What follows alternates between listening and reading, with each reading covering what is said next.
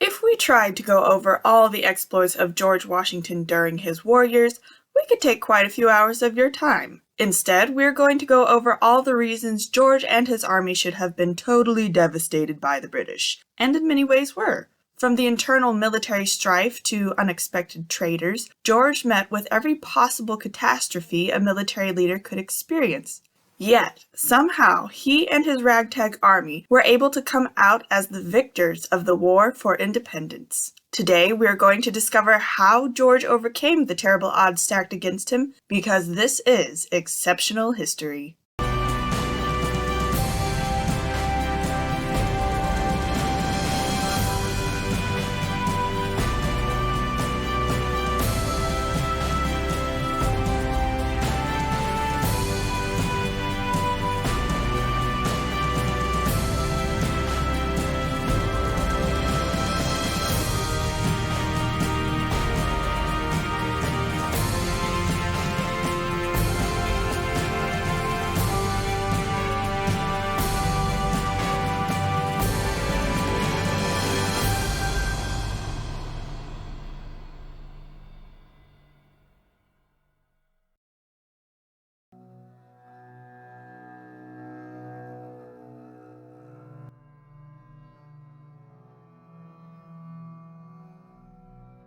First, let's dive into George's army. Who and what did he have to work with?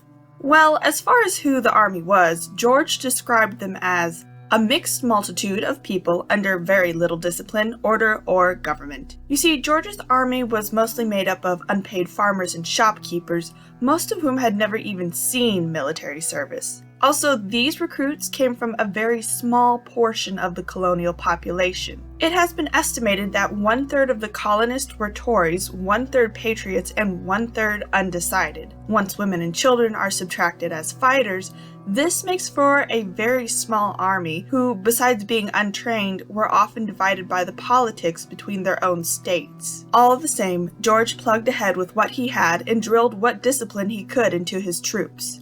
However, the Congress gave him authorization only for short enlistments, which typically meant that as soon as one group of soldiers was trained, their enlistments would be up and they would be switched out with another group of untrained soldiers. Top all this off with poor living conditions and little to no supplies or ammunition, and you've got the makings of an utter disaster. However, the state of George's army was of much less concern than the inner turmoil among his own officers.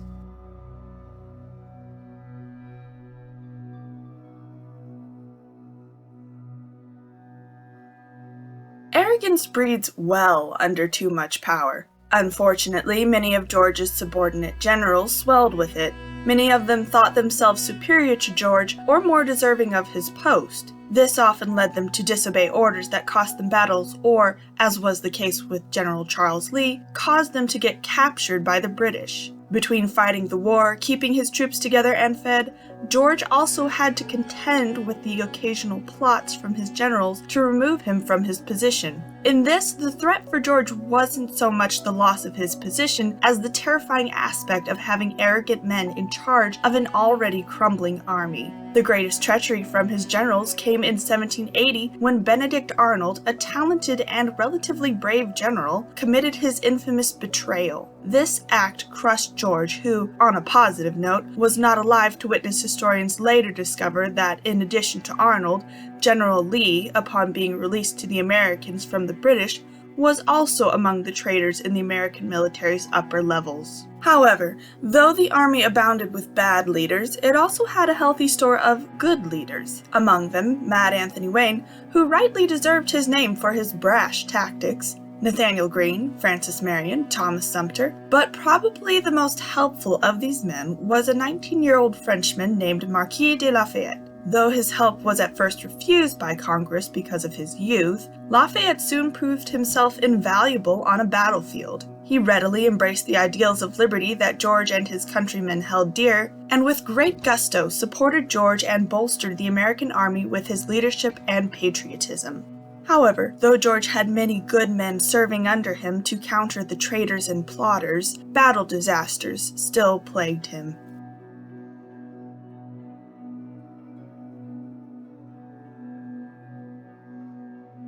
A number of close calls besieged George at the beginning of the war. For instance, at one point he was depending on a large cache of ammunition that amounted to 308 barrels of gunpowder. You can imagine his great horror when he found it was only 36 barrels. One source says George was so stunned that, for half an hour, he did not utter a word. When he did speak again, it was with the greatest secrecy that he instructed his men to search out help from colonial leaders. The very idea of the British discovering their plight was something he didn't even want to think about.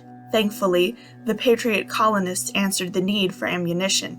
However, this was just one of many close-call disasters. In 1775, the first of many vengeful winters beset George, during which his camp was plagued with disease, lack of supplies, and deserters. He wrote, "I have scarcely emerged from one difficulty before I have plunged into another." Still, his optimism is evident when he writes, "How it will end, God in his great goodness will direct. I am thankful for his protection to this time." However, as we mentioned, battlefield disasters continued. Especially during the winters, American soldiers' supplies would frequently run low. When they ran out of supplies, nothing was off the table. Cooked leather, soap, hair grease, and dogs were all considered palatable fare. And somehow, though it required much suffering to do so, they would make it through the winters. Other battle disasters included times when George's green troops would run away from battle situations where they could have been easily victorious. In one of these situations, George rode into the fray to turn his retreating men about, but he could do nothing to dissuade them. Utterly disheartened by their cowardly actions, he stopped his horse on the battlefield and faced the oncoming British soldiers until one of his aides took his horse's bridle and rushed him away from the scene. It isn't hard to imagine the amount of dismay that must have pushed him to this borderline suicidal act. Many more atrocities plagued George, including assassination plots, betrayals, and more defeats. Some historians theorize that his army survived only by quick strikes and then quick retreats. In short, he won the war by not losing the war. Wisely, he waited for the right conditions to attack, and the perfect situation for victory came together in 1781.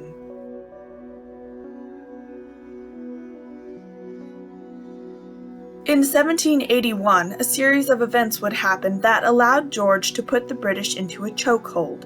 First, the French approved a large loan to the Americans and sent a fleet of French ships to aid them by sea. Second, General Greene and Lafayette's soldiers pushed the British General Cornwallis out of the South, pinning him in Yorktown, where he was separated from a large portion of the British army. With the British forces so thinned out, George saw a rare chance to capture Cornwallis at Yorktown. However, having his plans foiled by loose lips before, he proceeded with the utmost secrecy and caution. His plans of attack were kept exclusive, and what was made known was false or inconsequential information. Expressing his caution, he wrote, "The moment is critical, the opportunity precious, the prospects most happily favored." When the moment did come, George had the British leaders convinced he was going to sneak through New Jersey and attack New York from the rear. To add to this illusion, he dispatched a fake siege camp on Staten Island. Seeing this, the British leader, Clinton, requested more British troops, further thinning the forces at the crucial point George was aiming for at Yorktown. With Clinton laser-focused on Staten Island, George and his men were able to sneak down to Yorktown and take Cornwallis by surprise. With a French fleet backing him by sea, George pinned Cornwallis into a battle that the stubborn British general dragged out for weeks. During the fighting, George was often in the thick of danger. Witnesses reported that he was close enough to cannon fire that the spraying dirt often landed on him. His willingness to do what his men did was apparent enough that one officer wrote, "Our army love their general very much, but they have one thing against him, which is the little care he takes of himself in any action." As George and his men fought, Clinton tried to mount a water-based rescue, and Cornwallis tried a water-based escape. Both were confounded and put down by problematic weather conditions. Finally, on the 17th of October, Cornwallis saw the futility of his endeavors and called a truce that, by the 19th, turned into an unconditional surrender. However, rather than acknowledge defeat to a man who was no more than a common American colonial, Cornwallis sent one of his aides in his place to surrender. Following surrender tradition, the aide prepared to give his sword to the French commander, who refused it, acknowledging George as the victorious leader of the American armies. Still a good sport, and following surrender tradition, George invited Cornwallis to a dinner with himself and the French leader. At this dinner, the French leader offered a toast to the king, which raised an awkward moment for all three men. Cornwallis raised his glass and, of course, toasted vaguely to the king, at which point George piped in and said, "Of England. Confine him there, and I'll drink a full bumper." Needless to say, that day was filled with much excitement and celebration as the end of a 7-year war commenced.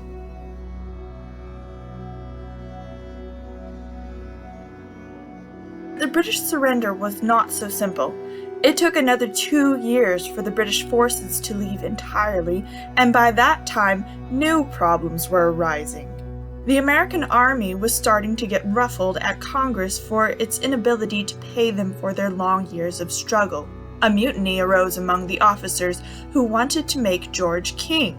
Despite their years of fighting for liberty, the American people were not completely averse to a monarchy yet.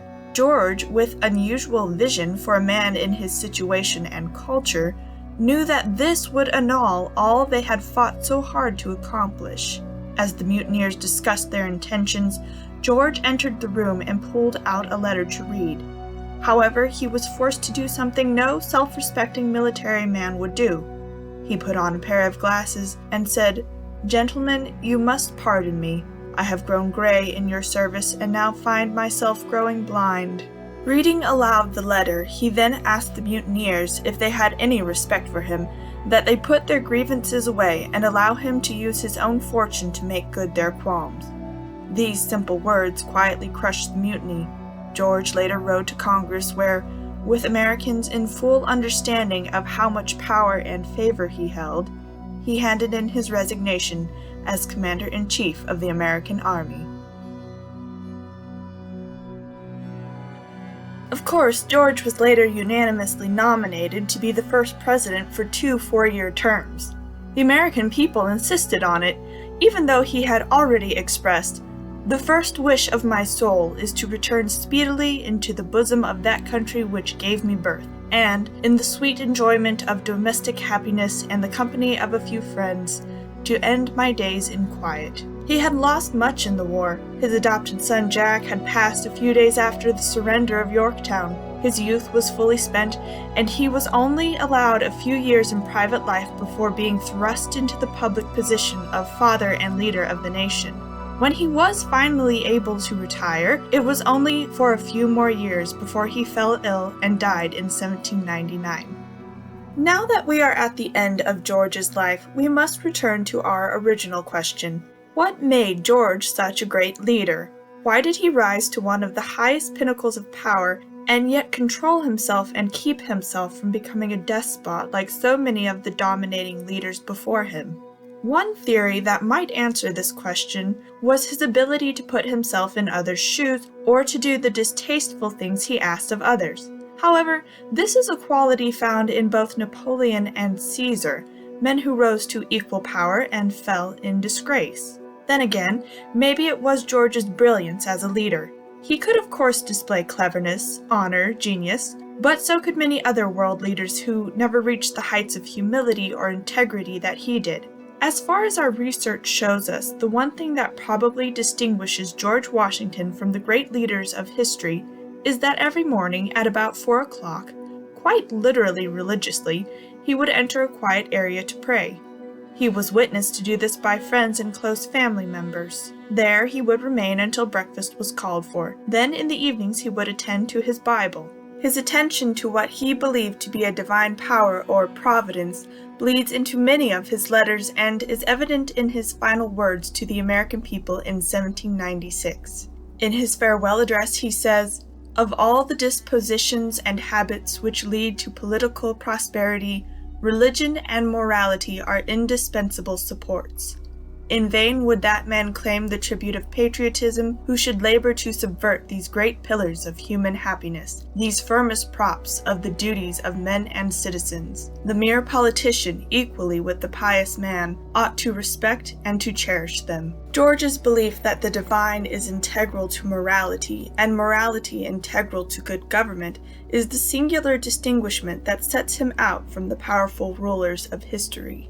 We believe it would be presumptuous of us to give our conclusion on this matter. Instead, having given you the facts of George's story, we leave you to decide with your own logic and reason what made George a great leader. I hope you liked that video. If you did, you know the drill. Please like, share, and subscribe, and hit that notification bell, and leave us a comment to let us know if you liked this, if you didn't like it, what you thought about it, and we will see you in our next video.